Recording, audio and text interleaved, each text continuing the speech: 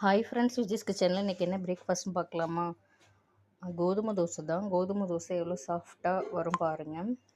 கோதுமை தோசையை நல்லா ஒரு கரண்டி மாவு எடுத்து நல்லா ஊற்றிக்கிட்டு நல்லா தேய்ச்சி விட்டுட்டு ஒரு டீஸ்பூன் போல் எண்ணெய் ஊற்றிக்கலாம். தோசையை சுற்றி எண்ணெய் ஊற்றிக்கோங்க. எண்ணெய் நல்லா ஊற்றினதுக்கப்புறம் எப்படி இருக்குது பாருங்கள். தோசை நல்லா கிறிஸ்பியாக சாஃப்டாக இருக்கும் பாருங்கள். எடுக்கும் போதே எவ்வளோ கிளியாமல் அழகாக வருதுன்னு இங்கே பாருங்கள். நான் கையில் எடுத்து காட்டுறேன். பார்க்கவே சப்பாத்தி மாதிரி இருக்குது பாருங்கள். எவ்வளோ சாஃப்டாக, எப்படி மடக்கு கசக்குனாலும் எப்படி இருக்குது பாருங்கள் தோசை. நான் எப்படி மடக்கி கட்டுறேன்னு பாருங்கள். இதுக்கு சைடிஷ் தக்காளி சட்னி.